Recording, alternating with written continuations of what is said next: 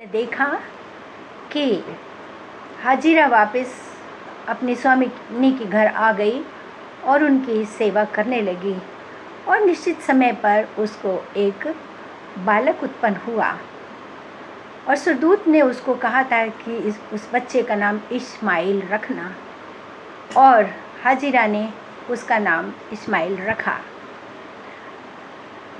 और बच्चा बड़ा होता गया और वो रहने लगे फिर से।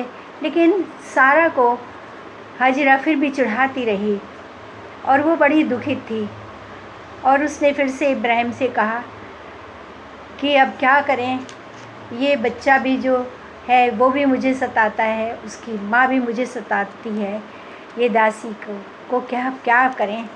और वो बहुत दुखी थे और परमेश्वर पिता ने उनकी प्रार्थना को भी सुना और सारा को भी एक पुत्र प्रदान किया। जब इब्राहिम 100 वर्ष का हो गया तब ये बेटा पैदा हुआ और इस बेटे का नाम इसहाक रखा गया। जब इसहाक थोड़ा सा बड़ा हुआ तो वो इस्माइल के साथ खेलता था और सारा को ये बात बहुत बुरी लगती थी कि उसकी नौकरानी का बच्चा और मेरा बच्चा एक साथ खेलते हैं। तो उसने इब्राहिम से कहा, इसको हमारे आँखों से दूर हटा दो।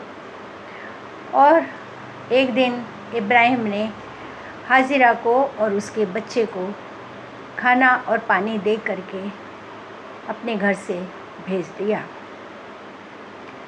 जब रास्ते में वो गए, उनका खाना और पानी ख़त्म हो गया तो वो एक जगह बैठ गई हाजिरा और उसने अपने बच्चे को एक पेड़ के नीचे बिठा दिया और दूर बैठ के रोने लगी क्योंकि इनके पास पानी भी ख़त्म हो गया था, भोजन भी नहीं था।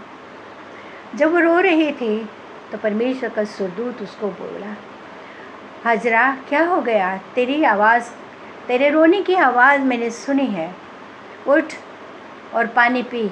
जब उसने देखा कि उसके सामने एक कुआँ है और हाजिरा ने पानी पिया और अपने बच्चे को भी उठा के लाई और पानी पिलाया और वो लोग और अन्य जगह में जा कर के रहने लगे। परमेश्वर पिता ने इस्माइल को भी बहुत आयत से आशीष दी और उसके भी बहुत से बच्चे पैदा हुए। लेकिन इब्राहिम जो थे वो परमेश्वर पिता को बहुत धन्यवाद देते रहे और परमेश्वर पिता की संगति से दूर नहीं हुए।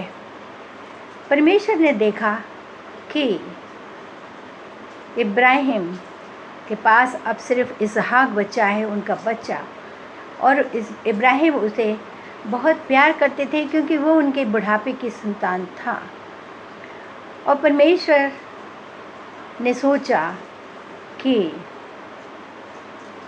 अब मैं इब्राहिम की परीक्षा लेता हूँ और मैं ये जानना चाहता हूँ कि उसके पास एक बालक आ जाने के बाद भी क्या वो मुझसे इतना ही प्यार करता है जितना कि वो मुझसे पहले करता था।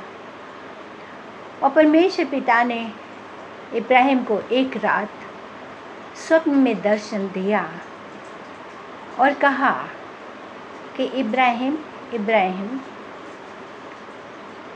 मैं चाहता हूँ कि तू अपने बच्चे का बलिदान मेरे लिए कर। और परमेश्वर ने कहा, मैं तुझे एक जगह बताऊँगा, उस जगह पर तू जाना और वहाँ पर अपने बच्चे की बलि चढ़ाना। और अब इब्राहिम ने कहा, ठीक है परमेश्वर पिता, मैं आपकी इच्छा को पूरे करूँगा।